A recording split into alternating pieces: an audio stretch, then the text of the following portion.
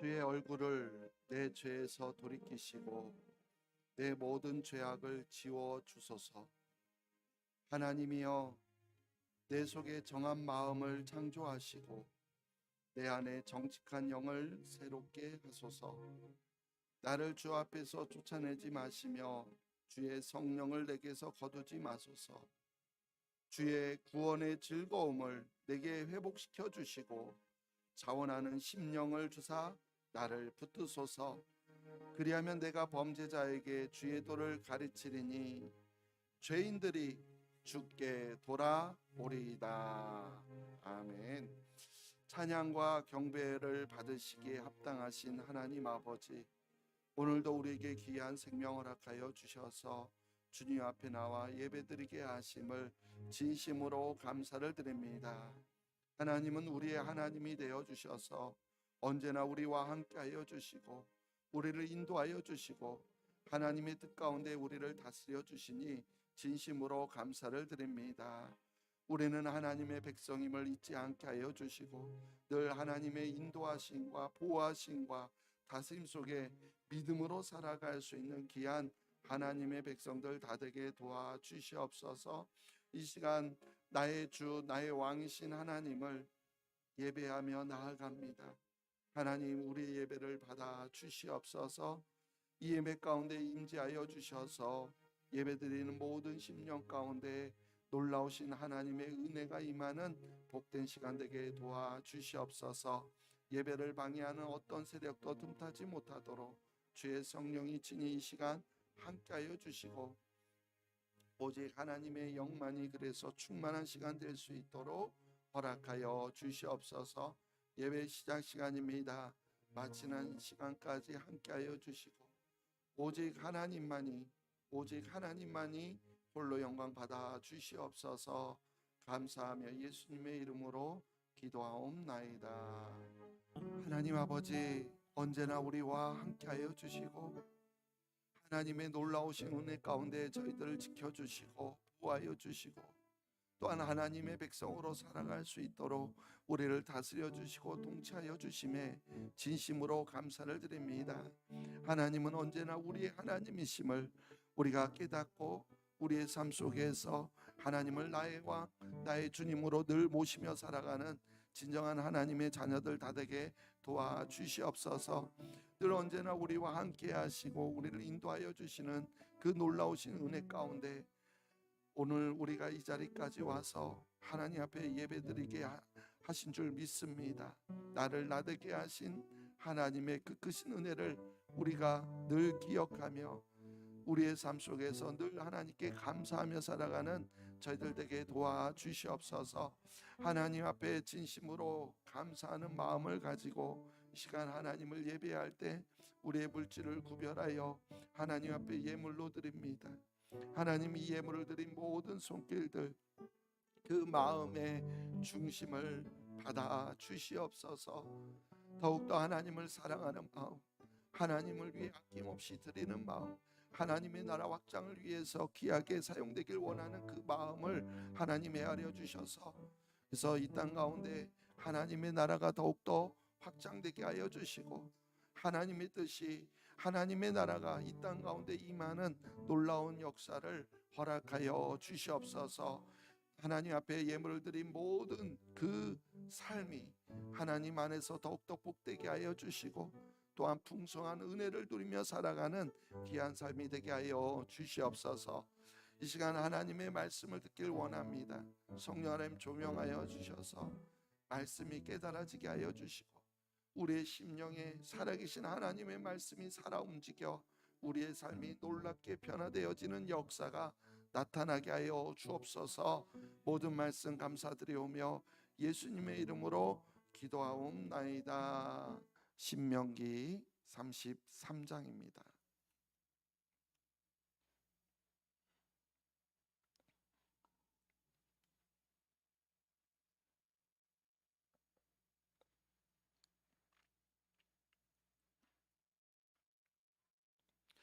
이 세상의 모든 피조물들은요 하나님께서 창조하신 원리대로 존재하고 또 그 원리대로 살아갑니다.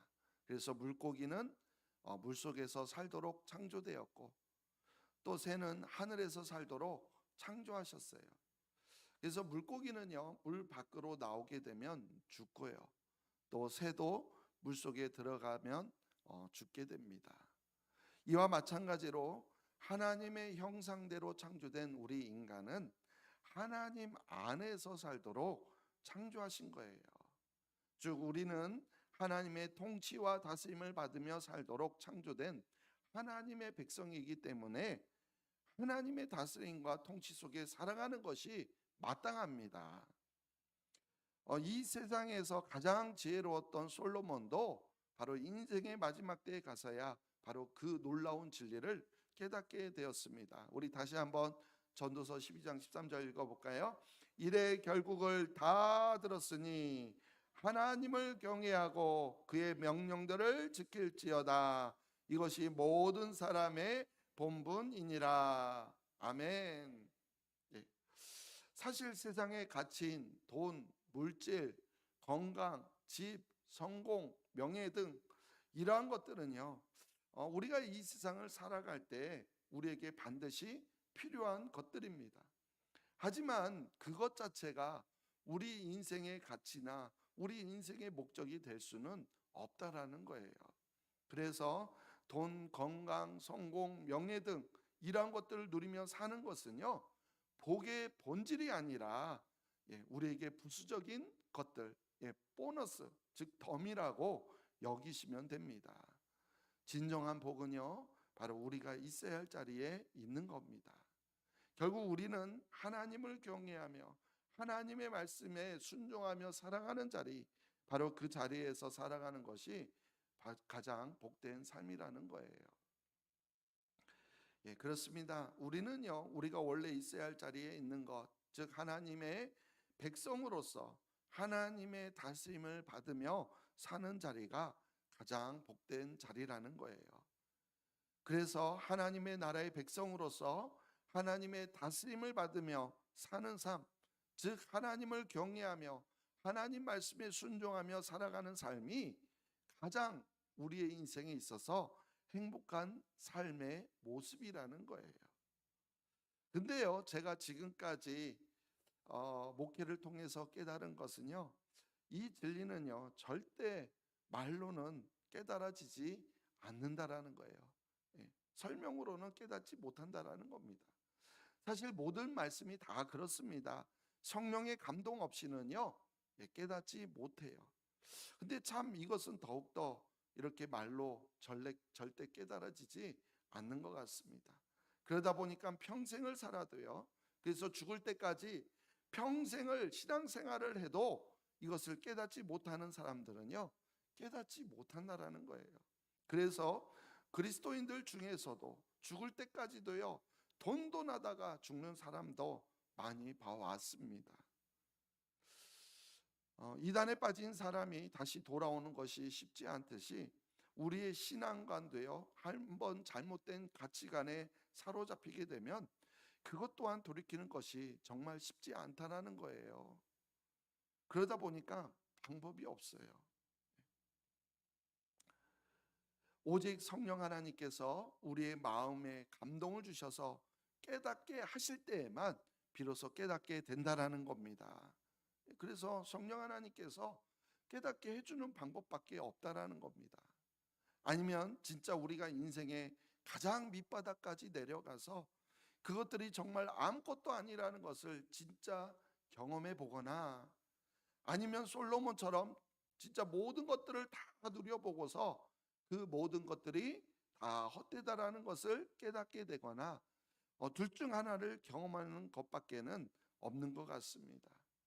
그러나 우리가 인생의 가장 밑바닥까지 내려간다라는 것은요, 솔직히 감당하기 너무 힘들고, 또 솔로몬처럼 다 누리면 좋겠지만, 그러다가 모든 것이 헛되다는 걸 깨닫고 돌이키면 좋겠지만, 그것을 깨닫지 못한다고 한다면 그때는요, 영원히 돌이키지 못하여서 영원한 멸망으로 치닫게 될 수도 있을지 모릅니다. 바라옵기는 정말 우리의 진짜 복은요, 하나님 안에 있다라는 것을 성령 하나님께서 꼭 깨닫게 해주셔서 정말 우리 모두가 하나님 안에서 살아가는 그 놀라운 복을 누리시기를 간절히 소망합니다. 그래서 오늘도요, 우리가 진정한 복이 무엇인지를 좀 더 살펴보며, 그렇다면 어떤 사람이 진짜로 행복한 사람인지를 바로 오늘을 성경을 통해서 조금 더 구체적으로 살펴보려고 합니다. 오늘은 조금 원어를 사용하도록 하겠습니다. 양해해 주시기를 바랍니다. 구약 성경에서 복이라고 쓰여진 단어, 그 원어를 살펴볼 건데요. 대부분 히브리어로요, 바라크라고 쓰여져 있어요. 바라크. 실제로 찾아보겠습니다. 성경에 우리 사람에게 처음으로 적용된 복이 기록된 말씀은요, 창세기 1장 28절이에요. 여기에서 보면 우리 지난주에도 나누었잖아요. 하나님이 그들에게 무엇을 주시며 복을 주시며 이렇게 분명히 말씀하고 있어요. 그러니까 인간이 누리는 복은 하나님께서 주시는 것이라고 했습니다. 근데 바로 여기에서 나오는 복이 뭐라고요? 원어로 바라크입니다. 바라크. 근데 놀라운 것은요, 이 바라크의 뜻이 복이라는 뜻 말고도요, 또 하나의 뜻이 있는데, 그 뜻은 무릎을 꿇다라는 뜻이에요. 무슨 뜻이 있다고요? 무릎을 꿇다. 실제로 바라크가 성경에서 우리말로 복이 아니라 무릎을 꿇다라고 번역된 곳이 있어요. 대표적인 말씀이 시편 95편 6절입니다. 같이 읽어볼게요. 오라 우리가 굽혀 경배하며 우리를 지으신 여호와 앞에 무릎을 꿇자. 아멘. 여기에서 무릎을 꿇자, 이 단어의 원어가 바로 앞서 말한 복과 똑같은 단어인 바라크입니다. 바라크. 자, 그러면 복이 무릎을 꿇자? 이거 무엇을 의미하는 걸까요? 바로 하나님 앞에서 무릎을 꿇으며 나아가는 것이 바로 진정한 복이라는 겁니다. 아무도 아멘 안 하시네요. 성령 하나님께서 깨닫게 해주시기를 소망합니다. 무릎을 꿇는다라는 것은요, 어떤 의미가 있을까요? 항복한다라는 의미가 있어요. 그래서 이제는 나는 당신의 종이며 당신은 나의 주인이십니다라는 그런 뜻이 담겨져 있어요. 그래서 앞으로는 하나님께서 나에게 내린 어떤 처사에도 내가 순복하며 따르겠다라는 의미를 가집니다. 또한 무릎을 꿇는다라는 것은요, 간절히 누군가의 도움을 구하는 것을 의미하죠. 바로 하나님의 도우심을 구하며 기도하는 것을 뜻합니다. 결국 무릎을 꿇는다라는 것은 나는 하나님의 백성으로서 나의 왕이시며 나의 주인이신 하나님의 다스림을 받는 자리에 있는 것을 말하는 거예요. 그렇습니다. 하나님 앞에서 무릎을 꿇는 것, 즉 하나님의 다스림을 받으며 우리가 있어야 할 자리에 있는 것, 바로 그것이 복이라는 거예요. 그러기에 하나님이 나의 주인이심을 믿고, 그래서 모든 것을 하나님께 맡기며 하나님의 인도하심을 받으며 살아가는 것이, 즉 하나님 나라 백성으로서 하나님을 경외하며 살아가는 것이 진정한 복이라는 겁니다. 그러므로 우리가 모두 하나님께 모든 것을 전적으로 맡기고 하나님께 무릎 꿇고 나아감으로 참된 복을 누리시기를 간절히 소망합니다. 구약 성경에서 말하고 있는 복의 대표적인 단어가 바라크라고 그랬죠. 대부분 구약 성경의 복은 바라크로 되어 있어요. 근데 이 복이라는 뜻의 단어가, 히브리어 단어가 하나 더 있습니다. 에셰르라는 단어인데요. 이 에셰르라는 단어가 대표적으로 사용된 곳은 시편 1편이에요. 한번 읽어보겠습니다. 복 있는 사람은 악인들의 꾀를 따르지 아니하며 죄인들의 길에 서지 아니하며 오만한 자들의 자리에 앉지 아니하고 오직 여호와의 율법을 즐거워하여 그의 율법을 주야로 묵상하는도다. 아멘. 여기에서 복 있는 사람은에서의 복 있는 이 단어가 히브리어로 에시르입니다. 에시르. 자, 그러면 시편 1편에서 복 있는 사람, 어떤 사람이 복 있는 사람이라고 말하고 있습니까? 2절을 보니까 오직 여호와의 율법, 여호와의 율법 하나님의 말씀이죠. 하나님의 말씀을 즐거워하며 또한 하나님의 말씀을 주야로 묵상하는 자, 그러니까 하나님의 말씀을 늘 묵상하는 자다, 이렇게 전하고 있습니다. 그리고 계속되는 말씀을 보면 이렇게 하나님의 말씀을 기뻐하며 또 하나님의 말씀을 묵상하는 복 있는 사람을 시냇가에 심은 나무라고 비유하고 있어요. 시냇가에 심은 나무, 정확한 의미로는 시냇가에 심겨진 나무예요. 그렇습니다. 이 시냇가에 심겨진 나무는요, 항상 그 시냇가로부터 필요한 모든 수분과 영양분을 날마다 공급받아서요, 신선하고 풍성한 과실을 맺는다라는 거예요. 이처럼 하나님으로부터 말씀으로 날마다 영양분을 공급받아 삶 속에 풍성한 열매를 맺는 사람이 바로 복 있는 사람이라는 거예요. 근데 그와 반대로요, 하나님의 말씀을 거부하고 무시하는 자들은 바람에 나는 겨라고 비유하고 있으며 또한 그들을 악인이다라고 말하고 있습니다. 그렇다면 우리는 시냇가에 심겨진 나무가 되고 싶습니까? 아니면 바람에 나는 겨가 되고 싶습니까? 당연하죠. 이처럼 하나님의 말씀을 기뻐하며 하나님의 말씀을 늘 묵상하는 자가 시냇가에 심겨진 나무이며 또한 그러한 자가 진정한 복 있는 사람이라고 말하는 것입니다. 그런데 여기에서 이제 한 가지 중요한 것이 있는데요, 이렇게 날마다 말씀을 기뻐하고 말씀을 늘 묵상하게 되면 바로 그 말씀에 순종하지 않을 수가 없게 된다라는 거예요. 그러니까 말씀을 가까이 하고 말씀을 기뻐하고 말씀을 묵상하는 자는 바로 하나님의 말씀에 늘 순종하게 된다라는 겁니다.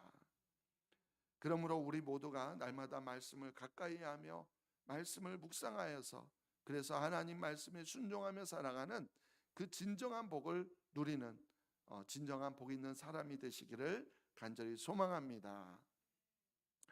이처럼 구약에서 말하는 대표적인 복은요, 바라크와 에셰르 이렇게 두 가지라고 그랬죠. 그런데도요, 놀랍게도 이 두 가지 복이 솔로몬이 말하는 인생의 복, 즉 인생의 최고의 가치 두 가지와 서로 내용이 일치한다라는 거예요. 다시 한번 우리 전도서 12장 13절 읽어볼까요? 이래 결국을 다 들었으니 하나님을 경외하고 그의 명령들을 지킬지어다. 이것이 모든 사람의 본분이니라. 솔로몬이 말한 인생의 가장 중요한 본분, 인생의 최고의 가치 두 가지라고 했는데 하나는 뭐예요? 하나님을 경외하는 것이에요. 그리고 다른 하나는 그의 명령을 지키는 것이에요. 즉 하나님의 말씀, 하나님 말씀을 지키는 것, 하나님 말씀에 순종하며 사는 것입니다. 자, 바라크가 뭐라고 그랬었죠? 하나님 앞에 무릎을 꿇는 것이라고 그랬죠. 즉 하나님 나라의 백성으로서 하나님을 경외하며 사는 것이 바라크라고 하지 않았습니까? 그러니까 솔로몬이 말한 인생의 본분 중에 첫 번째인 하나님을 경외하는 것이 바로 바라크의 복과 같다라는 거예요. 에셀은 뭐라고 그랬습니까? 시냇가에 심겨진 나무처럼 하나님의 말씀을 묵상하며 그 말씀에 순종하면서 기뻐하며 사는 자가 에셀이라고 하지 않았습니까? 즉 솔로몬이 말한 인생의 본분 중에 두 번째인 그의 명령을 지키는 것, 즉 하나님 말씀에 순종하며 사는 것이 바로 에셀의 복과 같은 의미라는 거예요. 그러니까 하나님을 경외하는 것 자체가 바라크의 복이고 또한 하나님의 말씀에 순종하는 것 자체가 바로 에셀의 복이라는 거예요. 결국 솔로몬이 말한 우리 인생의 최고의 가치, 결국 그것은 우리의 최고의 복이라는 것이죠. 그리고 그 내용은 무엇입니까? 우리를 창조하신 하나님 앞에서 내가 있어야 될 자리에서 하나님을 경외하며 하나님 말씀에 순종하며 사는 것입니다. 하나님께서 나를 부르신 자리, 그 자리에서 하나님께 무릎 꿇고 나아가 하나님을 예배하며 하나님 말씀에 순종하며 사는 것이 우리 인생의 최고의 복이라는 거예요. 바로 이러한 사실을 세상에서 가장 지혜로웠던 솔로몬이 그의 인생 마지막 즈음에서 깨닫게 되었던 겁니다. 솔로몬이 말하는 우리 인생의 부분, 우리 인생의 최고의 가치는 놀랍게도요, 결국 우리 인간이 누릴 수 있는 가장 복된 삶을 말하고 있는 거예요. 이러한 복을 누리며 살아가는 우리 모두가 되시기를 간절히 소망합니다. 자, 그렇다면 여기에서 성경에서 말하고 있는 복의 원리에 대해서 한 가지만 살펴보고자 합니다. 자, 복은 누구로부터 오는 것이라고 그랬죠? 하나님께로부터 오는 거라고 했어요. 그러니까 복은 하나님께서 주시는 겁니다. 근데 우리는 이것을 그러면 어떻게 표현하냐? 하나님께서 우리를 축복해 주신다, 이렇게 표현합니까? 예, 맞죠. 자, 그런데 여기에서 이 축복이라는 단어가 원래는요, 한문으로 빌추, 복보, 그래서 복을 빈다라는 뜻이에요. 그래서 하나님께서 우리를 축복해 주신다, 이 말은 하나님께서 우리를 위해 복을 빌어 주신다, 이런 말이 됩니다. 아니, 하나님이 복을 달라고 누구에게 비입니까? 하나님은 복의 근원이십니다. 즉 하나님께서는 우리에게 복을 주시는 분이시지 축복해 주시는 분이 아니다라는 거예요. 오해하지 마세요. 말을 잘 들으셔야 됩니다. 복의 근원이신 하나님께서 누구에게 복을 빌겠냐라는 것이죠.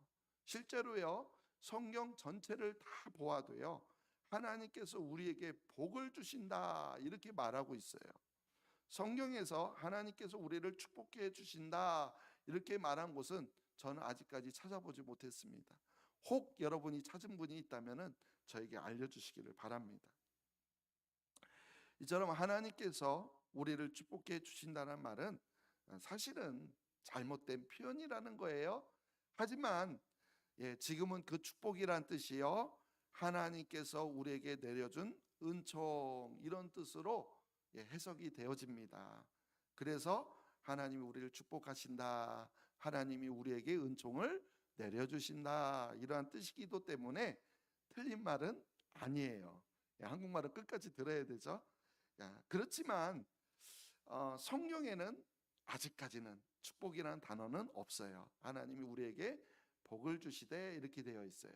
축복해 주시되라고는 안 써 있습니다. 그런데 이제 이 말을 왜 하냐면은 이 성경에서 하나님이 우리에게 복을 주시지만 이 축복이라는 단어, 복을 빈다라는 이 단어도 굉장히 중요하다라는 거예요. 중요합니다. 다시 말해서 축복이 뭐라고 그랬죠? 복을 빈다라고 그랬죠? 우리가 누군가를 위해서 하나님의 복이 임하기를 비는 거, 바라는 것을 하나님께서는요, 기뻐하세요. 좋아하신다라는 거예요. 하나님이 좋아하시는 것이 뭐라고 그랬어요? 선이라고 그랬죠. 하나님이 보시기에 좋았더라. 하나님 보시기에 좋은 게 뭐예요? 선이에요. 그래서 하나님은 우리가 누군가를 위해 축복해 주는 것을 좋아하세요. 그게 선이라니까요. 그래서 하나님은 선을 행하는 자에게 무엇을 주셔요? 복을 주십니다. 복은 누가 주시는 거라고요? 하나님이 주시는 거라고 했잖아요. 그래서 복은 하나님이 주시는 것인데, 선을 행하는 자에게, 그러니까 다른 사람을 축복하는 자에게 복을 주신다라는 거예요. 자, 실제로요, 성경에서 우리가 다른 사람들을 축복할 때, 그러니까 내가 하나님께 다른 사람을 위하여 복을 빌 때 하나님이 우리에게 복을 주신다라는 말이 기록되어 있어요. 그래서 저는 또 이거를 여러 번 말씀을 드렸던 것 같아요. 부메랑 원리라고 저는 이렇게 표현합니다. 부메랑은 던졌을 때 그냥 날아가지 않고 어떻게 하죠? 다시 돌아오죠. 이처럼 성경에서도요, 우리가 다른 사람을 위해서 복을 빌면, 축복하면 그 복이 나한테 돌아온다라는 거예요. 그래서 부메랑 원리라고 그래요. 한번 볼게요. 실제로 창세기 12장에서 하나님께서 아브라함을 부르시고 그에게 복을 주실 때 이렇게 말합니다. 같이 읽어볼게요. 너를 축복하는 자에게는 내가 복을 내리고 너를 저주하는 자에게는 내가 저주하리니 땅의 모든 족속이 너로 말미암아 복을 얻을 것이라 하신지라. 아멘. 자, 여기 축복과 복이라는 단어가 그대로 나와 있죠. 너를 축복하는 자, 축복은 사람에게 말하는 거예요. 예, 너를 축복하는 자. 예, 그러면 누가 복을 주신다고요? 하나님이 복을 주신대요. 그럼 여기에 너는 누굽니까? 예, 아브라함에게 하고 있는 말씀이잖아요. 그러니까 아브라함이잖아요. 그러니까 아브라함을 축복하는 자에게는 하나님께서 그에게 뭐를 주신다? 복을 주신다라는 거예요. 정말로 너무 정확하게 기록되어 있지 않습니까? 근데 이 말씀은 바로 우리에게도 그대로 적용됩니다. 그러면 우리가 누군가 축복할 때, 즉 이웃을 위해서 하나님께 복을 구할 때 하나님께서는 그러한 나에게 복을 주신다라는 거예요. 이 성경의 원리입니다. 여러분, 다른 사람을 위해서 중보 기도할 때요, 하나님이 나에게 더 놀라운 은혜를 주셔요.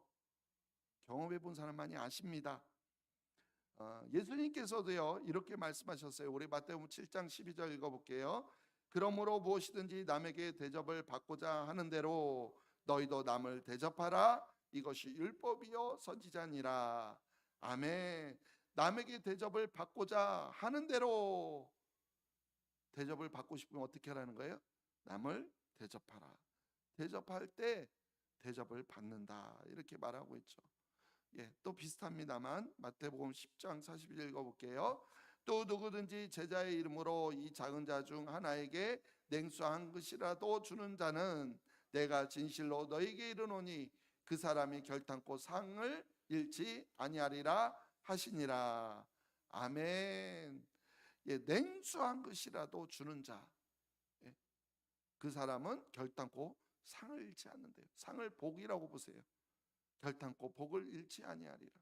냉수 한 그릇 대접했는데 나에게 복이 임한다는 거예요. 하나님이 주시는 은혜가 임한다라는 거예요. 이처럼 베풀고 대접하고 나눌 때 오히려 내가 대접을 받게 되며 결탄코 상을 잃지 않는다라는 거예요. 이처럼 성경에서 말하는 복의 원리는 바로 소유가 아니라 나눔과 베품과 섬김에 있다라는 거예요. 참된 복은요, 베푸고 나눌 때 얻게 되는 것입니다. 우리가 궁일한 마음으로 이웃을 축복할 때 그 복이 우리에게 돌아올 줄 믿습니다. 이웃에게 하나님께서 복 주시기를 진심으로 구할 때 비로소 그 복이 우리에게, 나에게 임한다는 사실이에요. 그러면 우리 모두 정말 우리가 이웃을 섬김으로 하나님께서 주시는 참된 복을 누리시기를 간절히 소망합니다. 지금까지 이야기를 한번 정리해 볼게요. 무엇이 복이라고 그랬죠? 바로 우리를 창조하신 하나님 앞에서 내가 있어야 할 자리에서 하나님을 경외하며 하나님 말씀에 순종하며 살아가는 것이 그 자체가 복이라고 그랬어요. 또한 그렇게 살아갈 때 나만 하나님 잘 믿으며 되는 것이 아니라 이웃에게 참된 하나님의 사랑을 실천하며, 그래서 이웃을 축복하며 살아가는 것이 우리에게 복이라는 겁니다. 우리가 진정으로 이처럼 서로 축복하는 삶을 살아갈 때 더욱더 큰 하나님의 은혜가 우리의 삶에 충만해지는 것이, 그래서 풍성한 삶을 살아가는 것이 진정한 행복이라는 거예요. 아멘. 예. 자, 모세가 하나님께 부름을 받기 전에 마지막으로 이스라엘 백성들에게 전합니다. 그걸 우리가 고별 설교라고 하는데요. 예, 오늘 본문 말씀이죠. 바로 마지막으로 전하는 그 고별 설교에서 그들을 향해 뭐라고 말하냐면 너희는 행복한 사람이다라고 말하고 있어요. 예, 오늘 본 말씀 다시 한번 같이 읽어볼게요.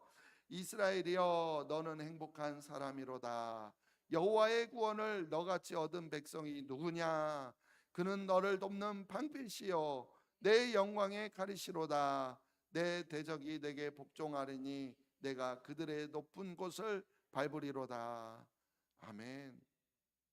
지금 모세가요 너는 행복한 사람이다 이렇게 말하고 있어요. 정말 그들이 얼마나 행복한 사람들이었을까요? 지금 행복한 사람이라고 말하는 이스라엘 백성들은요 어떤 삶을 살고 있는 것 같습니까? 큰 집에서 떵떵거리며 넉넉하게 살아가고 있을까요? 아니에요. 그들은요, 출애굽 2세대들로서 출애굽하는 과정에서 그들의 부모가 모두 광야에서 죽었어요. 한마디로 그들은 고아입니다. 고아. 모두 그들은 고아 출신인데다가 광야 한가운데 남겨진 자들이에요. 그뿐만이 아닙니다. 그들은요, 집도 없이 천막을 치고, 무엇을 치고요? 천막이에요. 천막, 텐트를 치고 그런 나그네 같은 삶을 길게는 무려 40년이나 살아왔다라는 거예요. 하도 시대가 잘 살다 보니까 캠핑이라고 그래갖고 밖에 텐트 치고 자면 행복하잖아요. 근데 그게 집이라고 생각해 보세요. 그것도 40년을 살아왔다라는 거예요.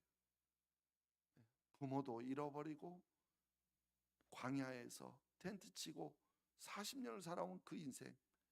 만약에 그들을 세상의 시각으로 본다면은 그들은요, 불쌍한 사람들이에요. 누가 그런 사람을 행복한 사람이라고 말하겠어요? 그런데도 모세는 그러한 그들이 뭐라고 말하는 거예요?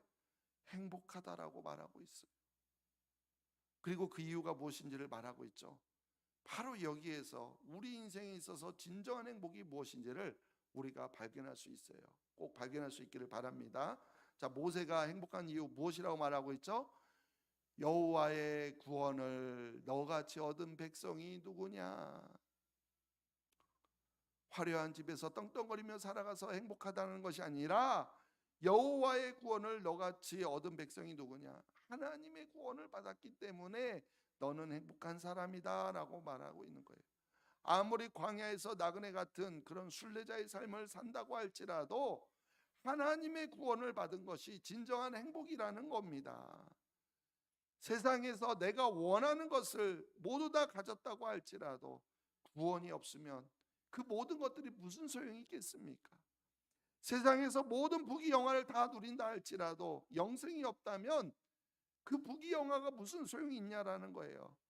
내가 가진 것이 아무것도 없어도 이 세상의 삶이 너무 고달프고 힘들어도 만약 우리에게 구원이 있고 그로 인해서 영생을 누리게 된다면 그것이 가장 행복한 삶인 줄로 믿습니다. 그래서 잠시 사는 이 나그네 인생의 고달픔은 우리가 아무리 힘들어도 견딜 만한 것 아니겠습니까?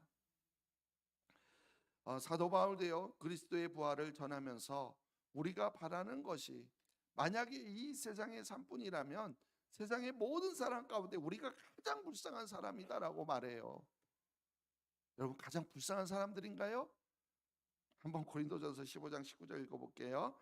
만일 그리스도 안에서 우리가 바라는 것이 다만 이 세상의 삶뿐이면 모든 사람 가운데 우리가 더 불쌍한 자이니라. 아멘. 이 말은 반대로 말하면 그리스도의 부활이 반드시 있기 때문에, 즉 우리는 예수 그리스도를 믿어서 구원을 받아 반드시 부활하여 영원한 생명을 누리게 될 것이기 때문에 가장 행복한 사람이다라고 말하고 있는 것 아닙니까? 우리는 진정 하나님의 구원을 받은 하나님 나라의 백성이 된 것이 세상에 그 무엇보다도 가장 큰 행복의 조건인 줄 믿습니다. 우리는 우리가 원래 있어야 할 자리에 있는 것, 즉 하나님 나라 백성으로서 하나님의 다스림을 받으며 사는 자리가 가장 복된 자리입니다. 그래서 하나님께서는요, 당신을 의지하는 자에게, 자기 백성들에게 친히 방패가 되어 주시고 또한 칼이 되어 주신다라고 말하고 있어요. 오직 하나님의 백성들만에게 주어지는 권리이며 복입니다. 그래서 하나님의 구원을 받은 백성이 가장 행복한 사람이다라고 선포하고 있는 거예요. 지금 하나님께서 우리를 향해서 너희도 가장 행복한 사람이야 이렇게 선포하시는 줄 믿습니다. 우리 한번 서로 인사 나눠볼까요? 당신은 가장 행복한 사람입니다. 당신은 가장 행복한 사람입니다. 아직도 마음속에 나는 불행한 사람이야 라고 그러고 있지는 않습니까? 여러분, 정말 행복하십니까? 정말로 행복하십니까? 다시 한번 진정한 복이 무엇인지를 우리 마음에 깊이 되새기며 정말 주님 안에서 참된 행복을 누리며 살아가는 우리 모두가 되시기를 간절히 축원합니다. 하나님 아버지, 세상에서 아무리 잘 산다고 한들 우리에게 구원이 없으면, 영생이 없으면, 부활이 없으면 그 모든 것이 무슨 소용이 있겠습니까? 우리의 가장 놀라운 진정한 행복의 조건은 구원받은 하나님의 백성으로서 하나님의 다스림을 받으며, 그래서 하나님을 경외하며 하나님 말씀에 순종하며 살아갈 때 하나님이 주시는 은혜를 누리며 살아가는 것이 가장 큰 복인 줄로 믿습니다. 이 모든 것들이 아무리 말로는 깨달아지지 않는다라는 것을 너무나도 잘 압니다. 오 주님, 성령 하나님 깨닫게 하여 주셔서 진정한 복을 알게 하시고 누리며 살아가는 우리 모두가 되게 도와주시옵소서. 감사하며 예수님의 이름으로 기도하옵나이다. 여러분, 무엇이 간증입니까? 예수 믿고 구원받아 하나님의 자녀, 하나님의 백성이 된 것이 간증입니까? 아니면 세상에서 성공하고 명예를 얻은 것이 간증입니까?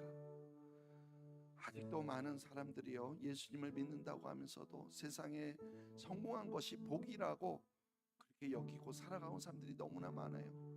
심지어 강단에서조차 세상에 성공한 것이 복받았다고 선포될 때가 너무나도 많습니다. 그것은요, 그냥 부수적으로 누리는 보너스예요. 진정한 복의 본질은 아닙니다. 우리의 진정한 복은 구원받은 하나님의 백성으로서 하나님의 다스림을 받으며, 그래서 하나님을 경외하며 하나님 말씀에 순종하며 살아갈 때 하나님이 주시는 것이, 그것이 진정한 복인 줄로 믿습니다. 우리가 가진 것 아무것도 없어도, 우리가 정말로 이 세상 가운데 고난과 환난 가운데 있다 할지라도 우리가 그런 하나님의 백성으로서 하나님을 섬기며 살아간다면 가장 복된 자라는 것을 기억하고, 나는 불쌍한 사람이야 라고 생각하며 살아가는 우리의 모습이 아니라 나는 가장 행복한 사람이야 라고 우리가 여기며 살아갈 수 있는 우리 모두가 되길 소망합니다. 다시 한번 복을 우리가 진정으로 깨닫고 하나님이 주시는 그 복을 마음껏 누리며 살아가는, 이 땅 가운데서 풍성한 삶을 살아가는 우리 모두가 되게 해달라고 다 함께 주여 한번 부르고 기도합니다. 하나님 아버지, 정말로 우리 구원받은 하나님의 백성들 가장 행복한 사람인 줄로 믿습니다. 세상 사람들이 가진 물질은 없어도, 세상 사람들이 가진 건강은 나에게 없어도, 세상 사람들이 가진 명예는 나에게 없다 할지라도 구원받은 하나님의 백성이기에 가장 행복한 줄로 믿습니다. 하나님을 경외하며 하나님 말씀에 순종하는 자리, 늘 하나님은 나의 주인, 나의 왕이시며 나는 하나님의 백성이라는 것을, 내 인생의 주인은 내가 아니라 하나님이라는 것을 깨닫고 늘 하나님의 다스림 가운데 살아가는 진정한 복 있는 사람 다 되게 도와주시옵소서. 감사하며 예수님의 이름으로 기도하옵나이다.